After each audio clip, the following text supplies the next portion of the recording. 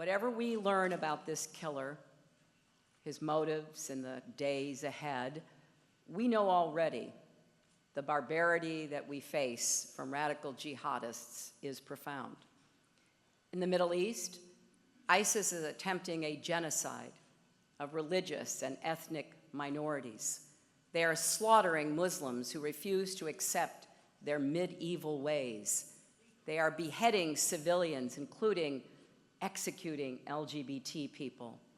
They are murdering Americans and Europeans, enslaving, torturing, and raping women and girls.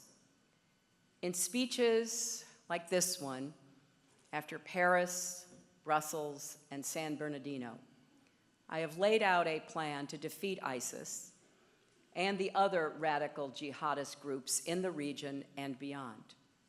The attack in Orlando makes it even more clear. We cannot contain this threat. We must defeat it. And the good news is that the coalition effort in Syria and Iraq has made recent gains in the last months.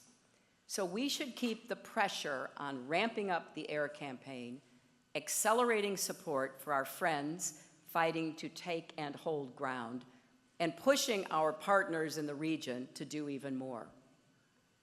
We also need continued American leadership to help resolve the political conflicts that fuel ISIS recruitment efforts. But as ISIS loses actual ground in Iraq and Syria, it will seek to stage more attacks and gain stronger footholds wherever it can, from Afghanistan to Libya to Europe. The threat is metastasizing. We saw this in Paris, and we saw it in Brussels. We face a twisted ideology and poisoned psychology that inspires the so-called lone wolves, radicalized individuals who may or may not have contact and direction from any formal organization. So yes, efforts to defeat ISIS on the battlefield must succeed, but it will take more than that. We have to be just as adaptable and versatile as our enemies.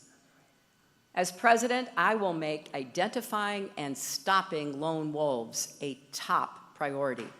As we do this, there are 3 areas that demand attention.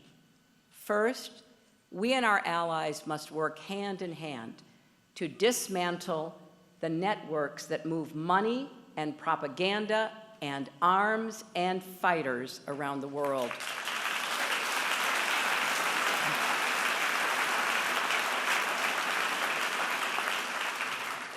We have to stem the flow of jihadists from Europe and America to Iraq, Syria, Afghanistan, and then back again.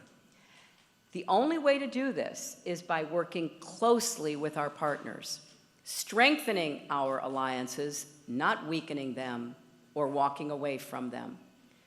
Second, here at home, we must harden our own defenses.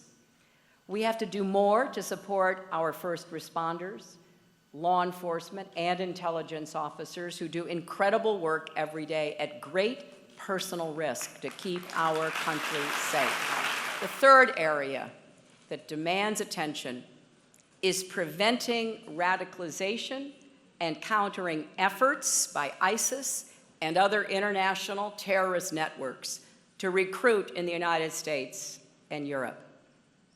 For starters, it is long past time for the Saudis, the Qataris, and the Kuwaitis and others to stop their citizens from funding extremist organizations.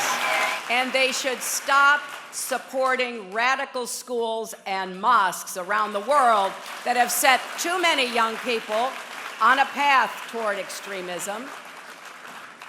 We also have to use all our capabilities to counter jihadist propaganda online.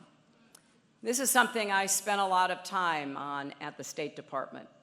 As president, I will work with our great tech companies from Silicon Valley to Boston to step up our game.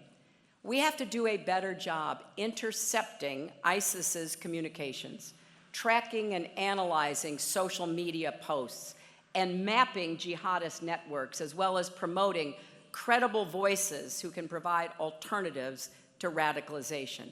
Since 9/11, law enforcement agencies have worked hard to build relationships with Muslim American communities. Millions of peace-loving Muslims live, work, and raise their families across America.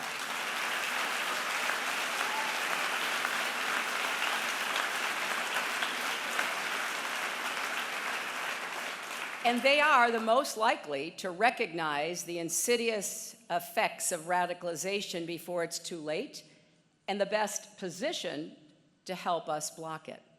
So we should be intensifying contacts in those communities, not scapegoating or isolating them.